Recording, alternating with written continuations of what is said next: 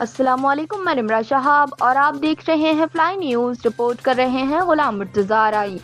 دریا خان مری میں thalassemia patient welfare society centre Nawab Shah کی جانب سے Darya Khan Mari press club registered کے تعاون سے ایک روزہ بلڈ کیمپ قائم کیا گیا۔ تھیلیسیمیا سینٹر کے مینیجر معشوق علی چانڈیو، کمیونیکیشن آفیسر محسن علی ابڑو نے اپنی ٹیم کے ساتھ شرکت کی۔ کیمپ میں پریس کلب دریا خان مری رجسٹرڈ کے صحافیوں، دریا خان مری اور گرد و نواح کے نوجوانوں نے خون کا عطیہ دیا۔ کیمپ صبح 9 بجے شروع ہوا اور شام 5 بجے تک جاری رہا۔ کیمپ میں خون کا عطیہ دینے کے لیے آنے والے تمام ڈونرز کے مختلف ضروری ٹیسٹ بھی فری میں کیے گئے۔ اس موقع پر مینیجر معشوق علی چانڈیو نے میڈیا سے گفتگو کرتے ہوئے کہا کہ ملک میں تھیلیسیمیا کا مرض تیزی سے پھیل رہا ہے۔ اس موذی مرض کے خاتمے کے لیے نوجوانوں کو اہم کردار ادا کرنا ہوگا، اس لیے شادی سے پہلے نوجوان جوڑوں کو چاہیے کہ اپنا تھیلیسیمیا ٹیسٹ ضرور کروائیں۔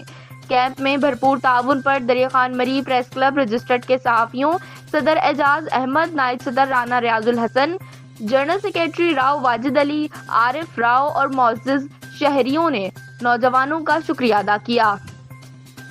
پی پی سٹی صدر اصغر راجپوت، سابق وائس چیئرمین طاہر الدین راجپوت، سماجی رہنما عبدالصبور مبیجو، سابق کونسلر اور سماجی رہنما حاجی یعقوب راجپوت، سماجی رہنما غلام مرتضی آرائی اور دیگر نے بلڈ کیمپ کا دورہ کیا، ڈاکٹرز کی ٹیم اور عطیات دینے والوں سے ملاقات کی اور انتظامات کا جائزہ بھی لیا گیا اور دریا Khan Mari press club registered کے صحافیوں کے اس کام کو سراہا اور ٹیم کو شاباشی دی۔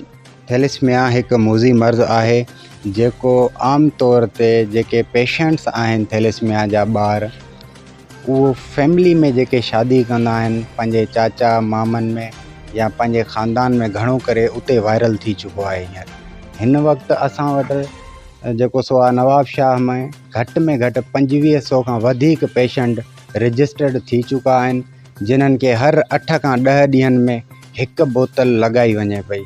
अगरि उन्हनि खे 8 खां 10 ॾींहंनि खां पोइ बोतल न लॻाई वञे त उन्हनि जो पेट फूलजणु शुरू थींदो आहे ऐं उन्हनि जो मुंहुं अव्हां ॾिसी न सघंदो, उन्हनि जी अहिड़ी कंडीशन ख़राबु थी वेंदी आहे। त उनखे असां ब्लड लॻाईंदा आहियूं। तंहिं करे मुख़्तलिफ़ जॻहनि ते कैंप्स हणी असां ही ब्लड भाऊ वारनि खां कलेक्ट कंदा आहियूं, जेको हर रोज़ जी बुनियाद ते ॿार ईंदा आहिनि उन्हनि खे रत लॻायूं था।